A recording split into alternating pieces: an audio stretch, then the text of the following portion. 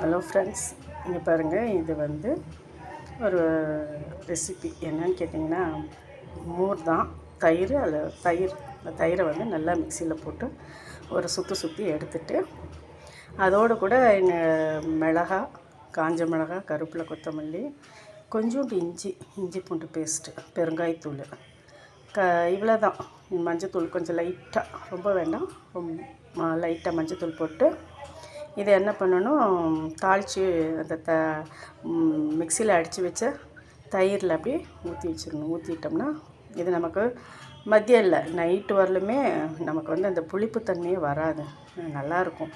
இன்னொன்று கேட்டால், அந்த குழந்தைங்களுக்கு ஈஸியாக காரம் இல்லாமல் கொடுக்கலாம். ரெண்டாவது நமக்கு சட்டுன்னு செஞ்சிடலாம். குழம்பு பிரச்சனை இல்லாமல் எப்போ பார்த்தாலும் ஏதாவது ஒரு குழம்பு வைக்கணுமேன்னு யோசிச்சுட்ருக்கிறதுக்கு இந்த மாதிரி தயிர் அடித்து ஒரு சட்டுன்னு ஒரு வேலையை முடிச்சிடலாம். இது குழந்தைங்களுக்கு கொடுக்கலாம். வெயில் காலமும் இல்லை, மழைக்காலமும் இல்லை, எதுவாக இருந்தாலுமே இது சாப்பிட்லாம். ஏன்னா இது சளி பிடிக்காமல் இருக்கிறதுக்காக இஞ்சி பூண்டு பேஸ்ட்டு கொஞ்சோண்டு போட்டுடுறோம். அதோட கூட பெருங்காயத்தூள் வாய்வு எதுவும் பிடிக்காமல் இருக்கிறதுக்காக இதை சட்டுன்னு செஞ்சிடலாம். இதை முடிஞ்சால் செய்யுங்க. தேங்க்யூ.